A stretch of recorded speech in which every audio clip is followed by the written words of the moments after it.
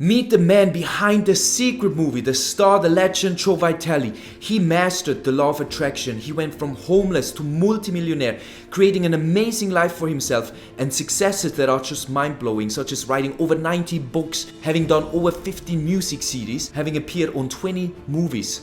Like The Secret. This guy, he knows how it works, and we talk about in this interview what you can do to make the law of attraction work, manifest your dreams, and common blockages and limiting beliefs that people have that stand in your way to actually manifesting the life you truly deserve and desire. Welcome everyone, we have Joe Vitale on this interview. You're a huge inspiration, and I actually saw on Instagram, I was scrolling, and I saw that you turned 71 and signed up to an MMA class as well.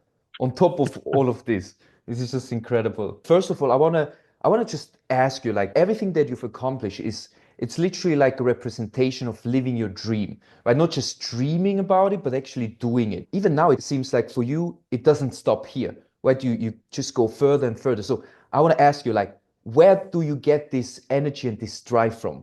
It's from my passion. I find what interests me, I find what inspires me, I find what I'm curious about, and I pursue it. And I've simply done that since I was a little kid. And all I can tell you is it's following my passion. I'm still doing it today. Yes, I turned 71 years old. And yes, I went and signed up for a mixed martial arts class. And most of the people in there are far younger than me. Mhm. Some of them decades younger than me. But I'm going to classes and I'm enjoying it. And why am I doing it? Because I'm personally excited about it. I'm personally passionate about it. So I simply follow my passion with every book, with every music, with every movie, with everything I've ever done. Mm-hmm. I love that. I love that. And there is also around this topic, there are some people that talk about do what you love and the money will follow, right? But some people kind of struggle with that, and other people actually say this is not true. You have to kind of, if you want to make money, you need to focus on it, and you have to, you know, like do something that kind of makes sense. I believe it's a balance, Yeah, but how do you stand to that? Because I believe if you're passionate, you want to actually do these things. So what is your thought on right. that? That's a beautiful question. Do what you love and the money will follow is only true if you have beliefs that accept money. Mm. Most of us do not. Most of us think money's bad. We think it's evil. We think it corrupts. We think it's not good for us. We think it'll taint us in some way, shape, or form. So we may do what we love, but the money's not going to follow because we won't allow it. Mm. This is really important to understand. I've written lots of books about money. Money Loves Speed, Attract Money Now, The Awakened Millionaire, and probably some others I don't remember. And the whole point is you have to be in alignment with your internal beliefs before you can allow money to come in. Because if you have negative or limiting beliefs around money, or you have negative or limiting beliefs around you receiving good in your life, then you will unconsciously block it. You Mm. can go and do what you love, and I encourage people do what you love. But if you've not cleaned up the beliefs around money, then you will not have money follow. Or if it does somehow get to you, you'll get rid of it. You'll Mm. find some way to get it out of your life quick, and you won't know you're doing it unconsciously or because of unconscious beliefs. So do what you love, and the money will follow is true as long as you are okay with money and receiving good. I love that. So yeah, it's almost like if people do what they love, but they have these limiting beliefs, yeah, they block themselves and they probably Yes. sabotage their success, right? Yes, Yeah. exactly. And they won't know it. They won't know it until there's a moment like they maybe with this interview. Maybe somebody will watch it and it'll click that, Hmm. oh, I better look at my unconscious beliefs. But Hmm. for most people, they'll say, oh, I pursued painting or I tried to be an author or I opened my own business and nothing worked out. And they'll blame it Hmm. on the economy, or they'll blame it on other people, or they'll blame it on something that happened in the world, or they'll blame it on their parents. And they'll say, my parents did this to me. They won't know that they are directly responsible for what's going on, but the direct responsibility is subconscious and unconscious. It's not on the conscious level. And so let's say for also the viewers, because I have a lot of people that they already know about the law of attraction, they watch lots of videos, so they should already be aware of some limiting beliefs, but somehow they still cannot get there. Like they're still blocked. They're still feeling like something is missing, something is not working. Do you believe it's Yeah. also is it because of their limiting beliefs? So what do you think is missing for these people that watch all their content and know so much mind knowledge, but still cannot move Mhm. forward? Well, they're only learning on the conscious level, and they're only working on the conscious level. And the conscious is the weakest element in creating. Mhm. You have to go deeper. You have to go into what I call the subconscious slash unconscious mind. I use both terms interchangeably, but it's lower than the conscious. Consciously, you can sit there and say, I read all the books. I read Dr. Joe Vitale's books. I saw the movie 30 times. I know all about intentions and affirmations and vision boards. Great. That's only on the conscious mind. Mhm. What are you thinking and believing subconsciously? And if anybody is struggling right now with money, with health, or relationships, with some sort of, especially a reoccurring issue, then it is a sign that there is a belief, one or more, in the subconscious mind that needs to be uprooted.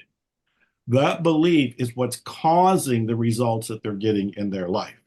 It's not what you're thinking consciously, it is what you are believing subconsciously that is creating the reality. So you can go to the library and sit there all day and read all the books about the law of attraction. You can even become an expert on the law of attraction and become a coach about the law of attraction and talk about the law of attraction and teach the law of attraction and be broke Yeah. if you don't take care of the subconscious.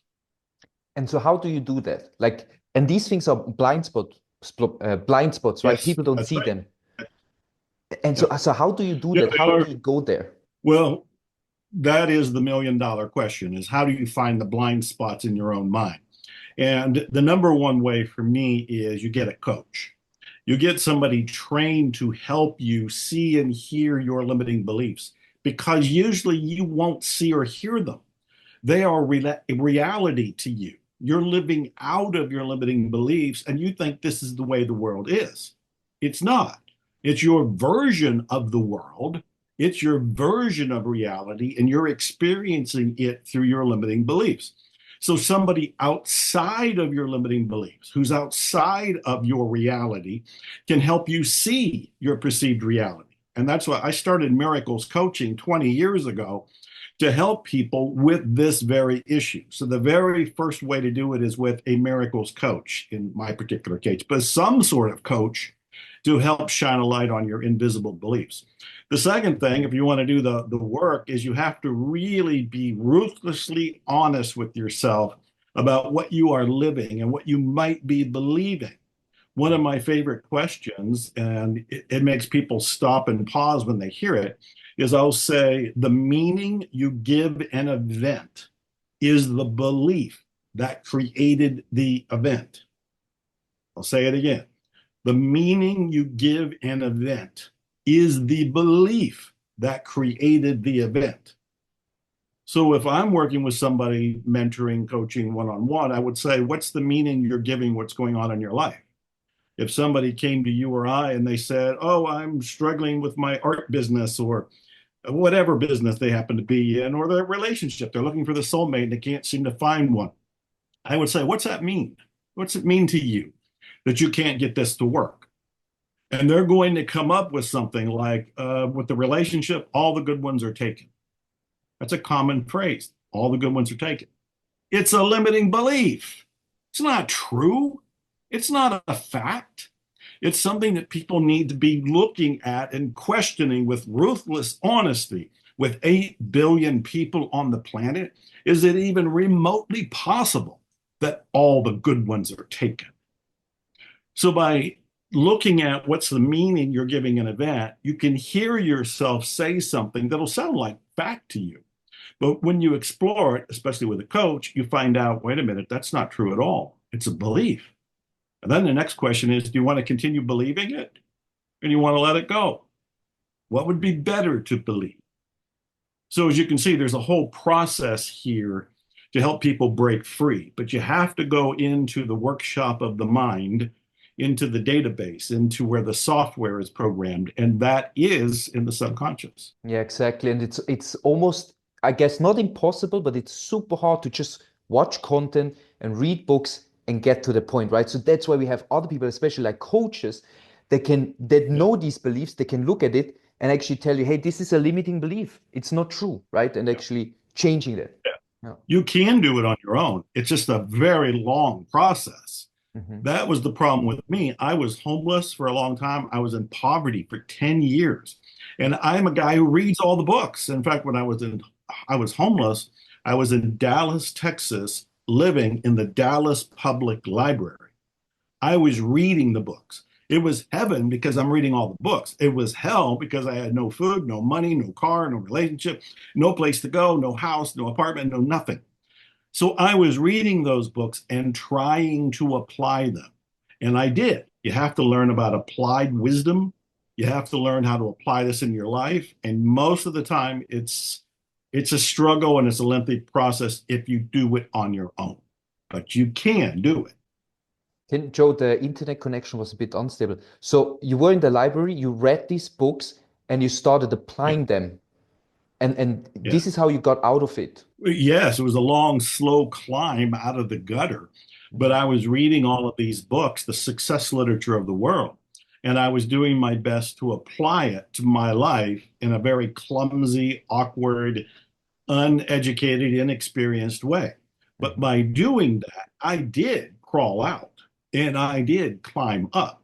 It just didn't happen overnight. Okay, yeah. So for you, it was like not a specific moment that got you out of there. It was like you you you were studying a lot these success principles and you were applying them over a long period of time. And finally, at one point, you finally got out of it. But it was just for you like a longer process because of that. It was a long approach because there was no internet, there was no coaching, I had no mentor, I was entirely alone, I had no money. I was doing this by myself. And if you do it on your own, you can move forward, but you baby step forward if you do it on your own. And that's what was going forward with me. I was doing it by myself, took a longer time. Mhm. So the good news actually for everyone listening that in today's world, it should be 10 times, if not 100 times easier to get to that level of success. Absolutely. Anybody alive today has a lucky break.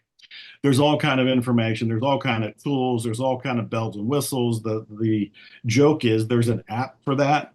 There's an app for just about anything you're going through, or a podcast for it, or a YouTube video for it, or a book for it, or a mentor for it. And you can find everything you need with a click of a button. It is incredibly easier and faster to have breakthroughs today. So it is good news and a good time for people to be alive. You can break free far easier than at any other time in history, even. Hmm. That's so true. When I think I was 18 or 19 back then, I think YouTube was very new and I was like very lost and frustrated. I didn't really know like what's the purpose of life? Why am I here? Because my past was pretty tough. And so what I did is like I Mm. typed into YouTube, what's the purpose of life? And then I saw like a whole documentary with like I don't remember who was in there, but it was the Matrix was there and some speakers were talking. And this just completely changed my perspective. And that's when my path started, right? First, also alone because I didn't have coaches, didn't really know how to work, didn't have the money to do that. But that set me off to that journey thanks to YouTube and the internet. Yeah. There's numerous stories from everybody and his brother who has used YouTube and all the free literature out there. I've used YouTube when I was in an electric car and it wouldn't start. And I'm like, how do you restart an electric car when it's the battery? Mhm. Looked on YouTube on my iPhone, and there somebody had posted a video. When I wanted to play saxophone, and I bought a baritone saxophone because I love the sound.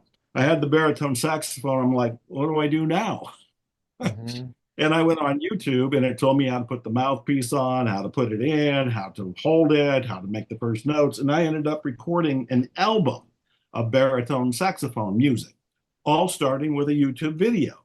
So we live in an age of magic and miracles because what we want to learn is at our fingertips, literally. So we have all this knowledge, right? We can learn anything, but it still takes discipline. And especially like in the law of attraction world, many talk about the mind level, right? Thinking about what you want. I believe everything is true, but there's something, yeah, missing for people. So they know the stuff, but somehow they do something for like 3 days or a week and then they stop. So like, what is different with you? Why do you, or where do you have this discipline from? Is maybe also a limiting belief that people have, because you want to do something and then you do it and you stick with it, and we see the results, the 90 books, the 15 albums. Yeah. So that's just Mhm. amazing. Like, where's this coming from? Well, I have faith. I have faith at first that everything I was learning about the law of attraction, about self-improvement, about success, I had faith that these authors that were teaching me, the books that I was reading in the public library, had been there, done that, and they were conveying the knowledge to me. So I had faith in the beginning in them more than in me. As I applied what they were doing and I started to see results, and again, it was very slow, but I started to see results, then I started to get faith in me. As I kept using their principles, added my own principles, started to get that feedback that this is actually working. Here I'm getting published. Here I'm getting a job. Here I'm getting out of debt. Here I'm getting out of homelessness. Here I'm getting out of poverty. Here I'm getting into a relationship. You do that enough, and then your faith becomes superhuman. Your faith becomes almost supernatural when you get an idea, in my case, at the age of 60, 12 years ago or so, and I just decided I wanted to be a musician. I had no music experience, didn't sing in the shower, didn't know how to write a song, only knew a couple chords on a guitar. And here I am going, I want to be a musician. I want to record music. I want to record my first album. Because of a history of proving that this works, I had faith that I could do it. Hmm. Now, I still had doubts, but I also knew you can doubt your doubts. I had learned that along the way. Doubt your doubts, and then you can move forward to proceed to create whatever it is you want. I tell people, I'll put it this way. I have a program, a little book called The 3 Day Rule. Mhm. And in the 3 Day Rule, I say what you're thinking and what you're feeling right now will generally get attracted to you in 3 days. Why Mhm. doesn't that happen? Why doesn't it happen? Because most people change their thinking and change their feeling 50,000 times a day. So you may start out going, okay, what I want to do is focus on attracting money, or I want to focus on thinking rich. And immediately right after doing it for a minute, they start doubting for the rest of the day. Well, they're not going to attract the money or anything they said if they are doubting more time than they are believing. So all of it comes back to faith for me. And you prove faith to yourself by acting first in a fake it till you make it way. And then as you find it does work, you reinforce it and it makes it easier to keep growing and keep stretching and keep succeeding. So it's almost like a success cycle, right? Or you build confidence with having small successes. Yeah. Yes. Well, you talked about me going into martial arts and mixed martial arts training at the age of 71. I've only had a handful of classes so far. And so I am a newbie. I don't have all the endurance. I don't have the breath work. I don't have the muscle. I don't have the skills. They will come in time. And I know that. Whenever you learn anything for the first time, whether it's the basics of the law of attraction, or you're learning karate, or you're learning music, or you're learning art, you're clumsy. You don't know what you're doing. And you don't even know what you don't know in the beginning. But I know that I don't know. I know that I'm being trained. I know that I will learn. And why do I know it? Because I've done it enough times in my life to prove that this is the way the cycle works. I love that. Yeah, it's almost like people that don't know that don't have this experience, when they start something new, they start identifying with this role of being the student, and they feel stupid, they feel clumsy, and they start feeling really bad without knowing that this is the process, and you can now go into this process and actually enjoy the journey, and you know that at one point you will be on a completely another level. I love that. One day at a time, one day at a time, it's all fine. One day at a time, you keep growing. One day at a time, you keep learning. And you keep doing this one day at a time. And then one day, you turn around and go, oh, I'm a black belt in karate. Or, oh, I'm getting thousands of dollars for my painting. Or, oh, my business is open and blooming. Or in my case, I turn around and look and go, I wrote 90 books. I wrote 90 books. It's crazy. By the age of 71, I wrote 90 books. My first book was 1984. And if anybody had told me there'd even be a second book, I wouldn't have believed, let alone 90 more. In 1984, all I knew was, well, I got a book published finally. What's next?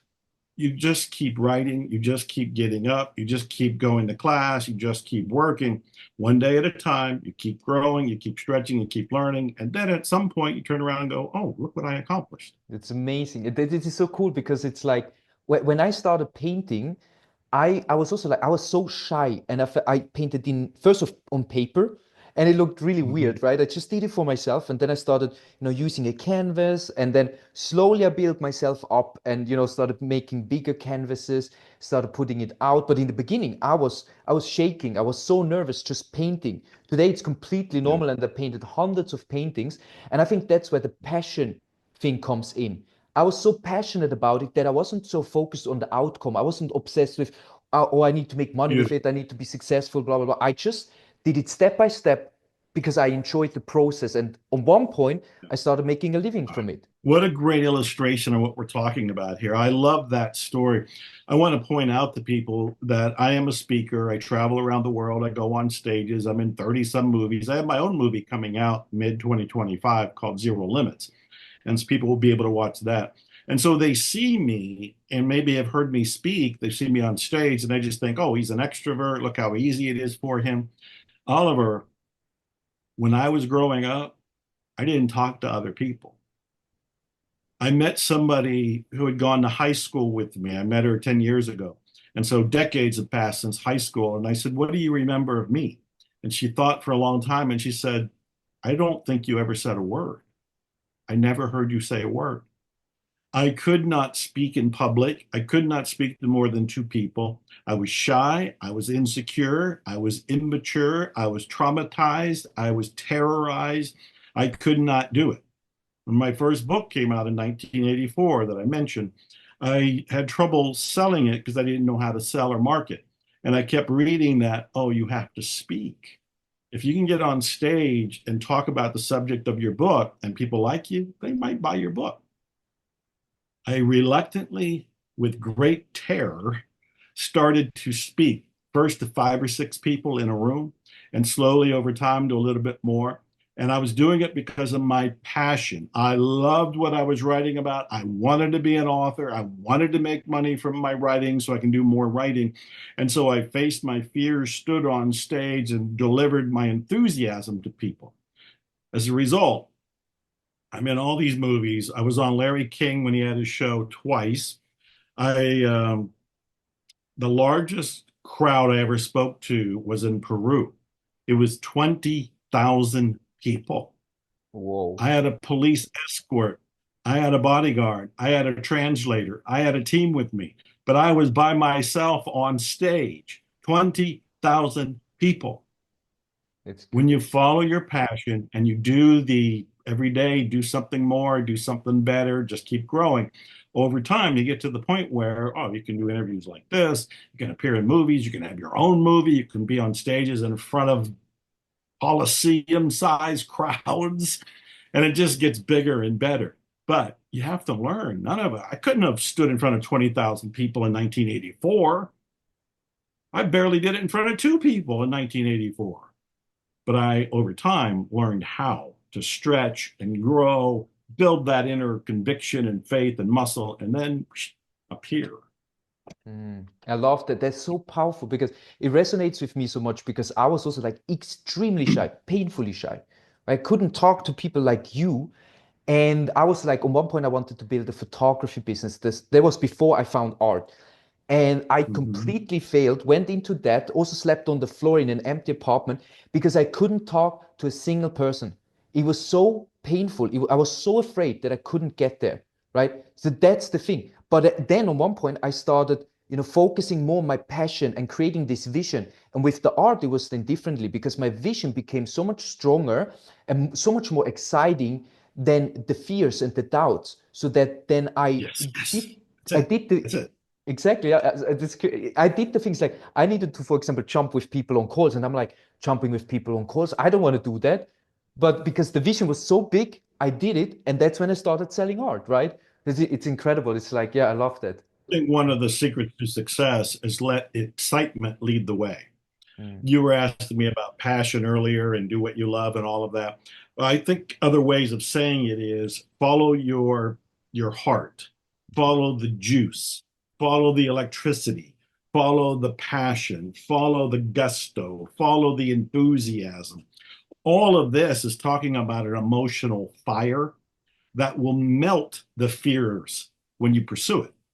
Dale Carnegie, who helped a lot of people overcome the fear of speaking, and he wrote the famous book, How to Win Friends and Influence People.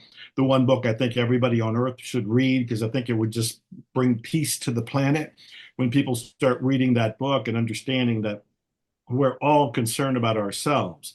And when you get on stage and you speak about your love for something, and you do it with excitement, you do it with enthusiasm, you do it with passion, it's contagious. People mhm. feel it. They respond to it. And if you are a photographer, you are an artist, or you are doing something and you're truly passionate about it, they'll feel it and they'll want more of it. It's actually one of my secrets to success is that I get involved in something, whether it's movies, music, books, whatever. And I'm like a little kid, and I'm like saying, have you seen my latest book? Zero Limits Living. I talk about these three pillars, and I was hit by lightning, so to speak, and I was inspired. And I went and wrote the book. This story is coming from enthusiasm, and it's authentic. I'm not making any of this up. And this is what I'm encouraging people to do, following your own example, that following your passion melts away a lot of the insecurities when you just stand up there and deliver from your heart. Exactly. I think Powerful stuff. yeah, people feel that energy. I had times as an artist when for example, I created a series of art that I was not so passionate about, but I kind of thought I should do it. It makes sense. And then I wasn't able to sell it. People didn't get excited about it, and I was like, I didn't understand why. But later I realized every time things were going really well, I created a series of art or talked about topics within my art that I was really passionate about. People just it was contagious. They felt that energy, they somehow wanted to Yeah, be a part of it, and they bought my art. So yeah, it's beautiful. powerful. Well, in one of my books, a book called The Attractor Factor, that was the book that got me invited to be in the movie The Secret. I talk about how your energy goes into your product. So, in other words, the energy, your enthusiasm goes in your art, it goes in your photography. In my case, it goes in my books, or it goes in my music, or my movie coming out, it goes in my movie.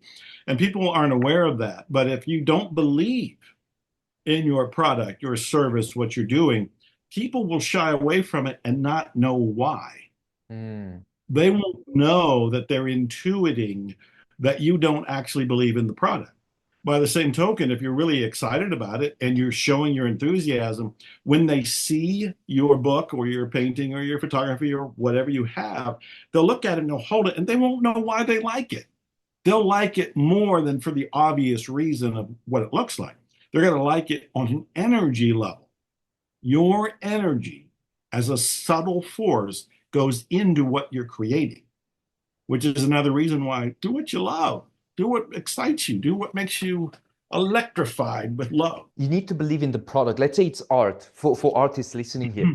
They create an art piece, they're passionate about it, and they want to charge like higher prices. They want to, but like I talk to a lot of artists, some of them they sell their art for so little money. It's not even really, they put in so much love, so much time and work into Yeah. that, and then they charge a few $100 and they want to charge a few thousands. But I always tell them they have to believe in the price too, right? Otherwise, people will feel this Yes. disconnect. Yes. Well, this goes back to some of the what we started talking about with beliefs around money.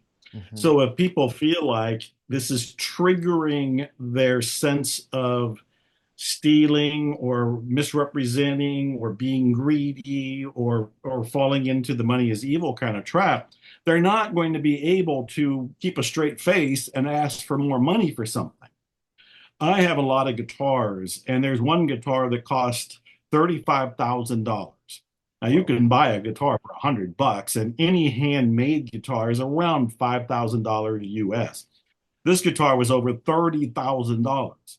And I kept marveling that the person who made the guitar was able to charge so much. And as I looked at her guitars, they're made by her and they are different and they are special. But at the same time, is it really worth 35,000? Because she believes it is, and she believes that money is good, and she believes she is worth it. She not only asked for the 35,000, she gets it. Mm. And she got it from me. People respond to your energy. And if they sense you don't believe in your own painting and you want to charge $5,000 for it, but you think it's a $500 painting, people aren't going to go and make the jump to the 5,000. They're going to feel your own low energy around the price. So Hmm. you have to, this goes back to the inner work we've been talking about. You have to do the inner work so that you believe money's good, and money is good. You can use money to make a difference in the world, and you can use money to destroy the world. It's your choice. Money by itself is neutral. It doesn't do anything. So when you believe money is good because you're going to use it for good, you take away a lot of the beliefs about it being negative in some way. Because you know when it comes to you, you'll use it for good reasons. Take care of yourself, your family, your friends, causes you believe in. That'll make it easier to ask for more money for what you believe in. So you have to know money's good. You have to know you're good. You have to know you're worth it. You have to know that your art or whatever you're creating is worth it. And then you can align your price tag to reflect the higher price. Because the only thing that's preventing the lower or going higher is your own beliefs about doing so. Hmm. Absolutely. And with all of this, I also notice what another big belief when it comes to charging higher prices, and I hear it again and again, which is like, where are the people? You know, where do I find the people with money? But what do you think? It's just another belief, right? I'm sorry, I'm laughing because you know those 8 billion people that I said were on the planet? There's 8 billion people of them. A whole lot of them are billionaires. A whole lot of them are multimillionaires. A whole lot of them are millionaires. And even with the ones that might be less than a millionaire, they're spending money.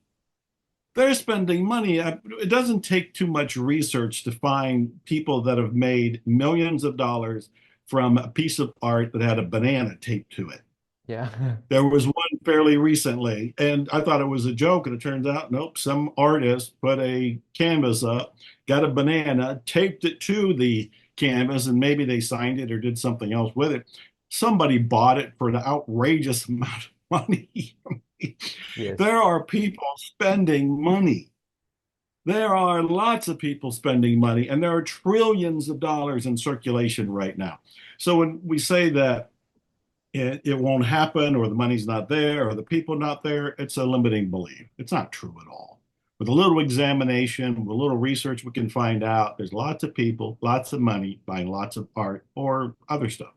Exactly. I love this is so powerful because this will help so many artists because it's yeah, it's just the wrong question, right? It's like the question is not like where are the people with money? The question is like who resonates with my art? Because these people are everywhere, right? But the question is like who Yes. does really resonate with my art? Who loves my art, what I'm creating? Yeah. Yeah. I love that. I don't know if you ever heard of Jerry and Esther Hicks, Yeah. who channel the being called Abraham. Hmm. They've been around since the 1980s. They were early clients of mine in the 1990s, and I've always loved Abraham, always loved Jerry and Esther. Jerry has since passed on. But because I worked with them directly, I got to see them build their empire. And they've got this empire of the staggering amount of product. Every word Abraham speaks is recorded. They transcribe it. So they're selling the CDs, they're selling the books, they're selling newsletters. It goes on and on and on. And I would ask Jerry and Esther about their mission.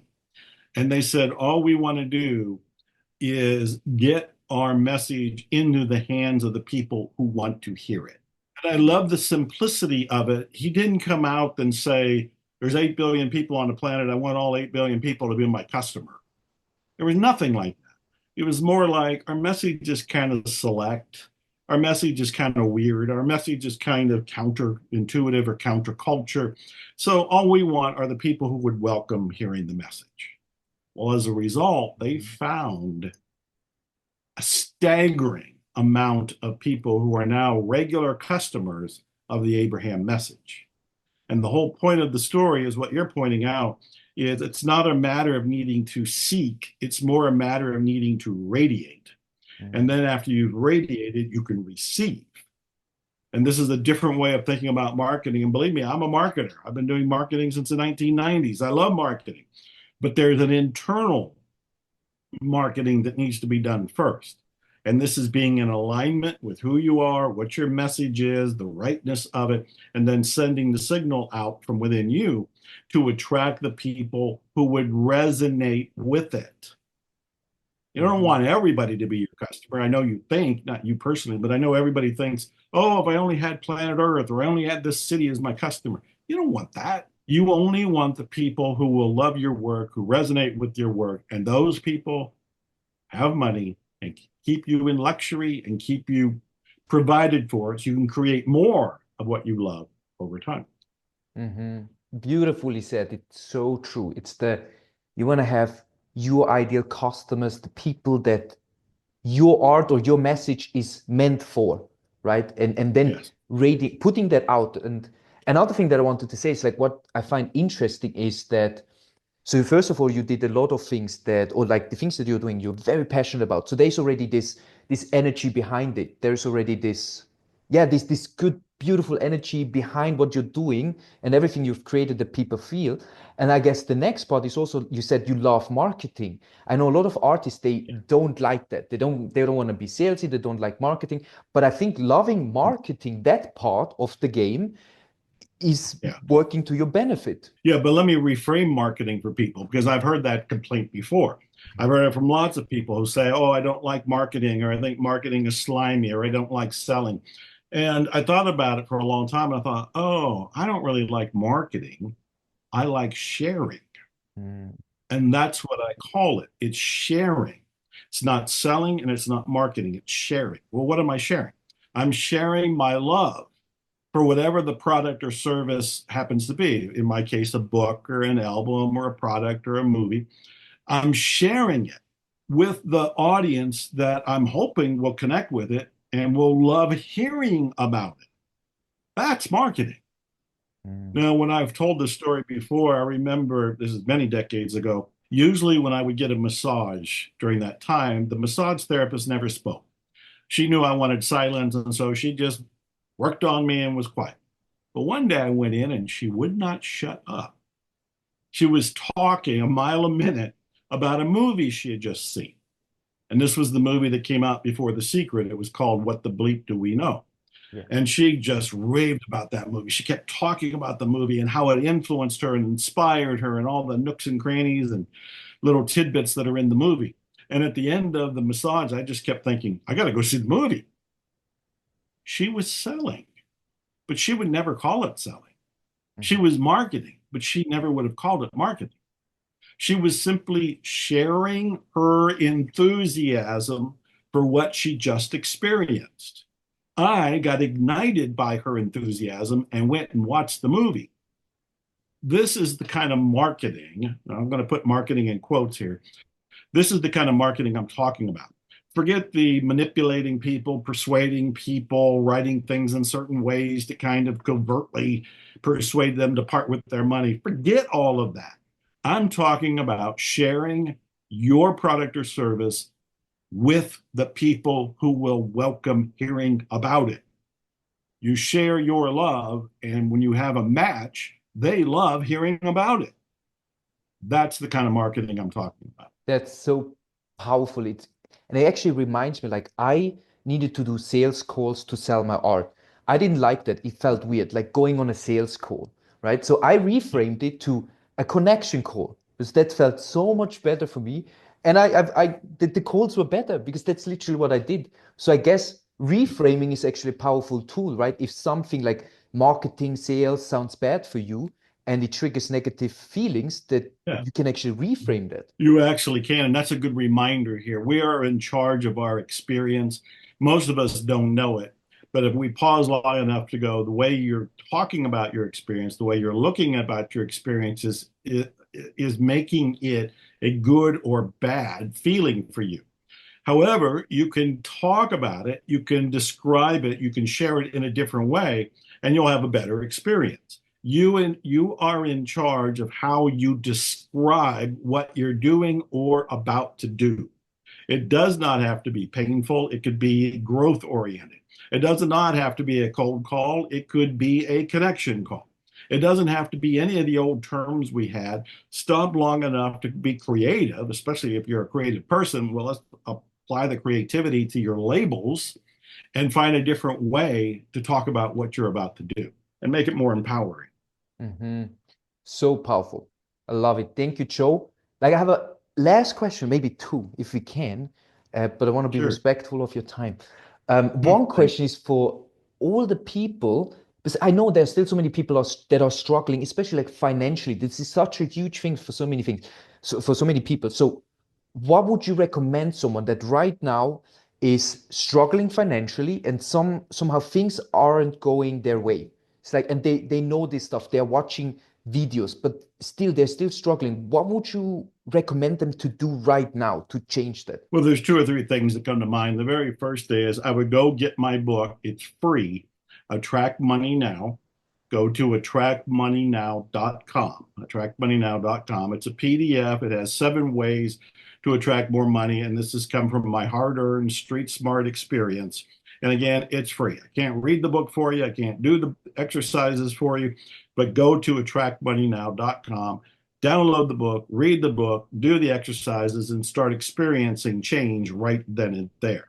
The second thing is you have to take the struggle and the desperation off of your situation. However, you can do it. Some of it can be a mindset. You can just look at your situation differently and you realize it's temporary. All things pass. The sun will rise again. The rain always stops. The storms always clear up. You can take the desperation off. And if you're really starving in the United States, I don't know about all over the world, but there's phone numbers, there's places, there's hostels, there's clinics, there's all kind of people that are willing to help. If you don't have food, you don't have a place to stay, they will take care of you. They will help you. I once heard the phrase that it's almost impossible to starve in the United States because there's so many organizations and people and services who want to help you. But I don't know about the rest of the world. And then the third thing is you have to have a vision where you want to go and you have to take action towards it. So I would do all three of these things. And the first, attractmoneynow.com, can get them going in the right direction immediately. Perfect. I also will link it down below if you watch this on YouTube, so you can click on it and check it out. So yeah, thank you, Joe. It's such a powerful and beautiful interview. Now, the last question, if you have something for the viewers, if you want to leave people with something, yes, like your last words that you think is important to wrap this interview up. I think the most important thing to remember is that whatever you're going through is temporary. It doesn't feel like it because if you've been struggling for a while, it might feel like you're always going to struggle, but you won't. Everything is temporary. All will pass. Sun always rises again. Rain always stops. If you can maintain the attitude that one day at a time, it's all fine, then you can get through virtually anything. So one day at a time, it's all fine. And what I like to leave people is with a different way of looking at the world. Instead of expecting the same old, or expecting crap to happen, I always say, expect miracles. That's how I will end this. Expect miracles. Awesome. Thank you, Joe. That was amazing. Thank you so much. Thank you. I loved it. Thank you. Godspeed to you and all your listeners.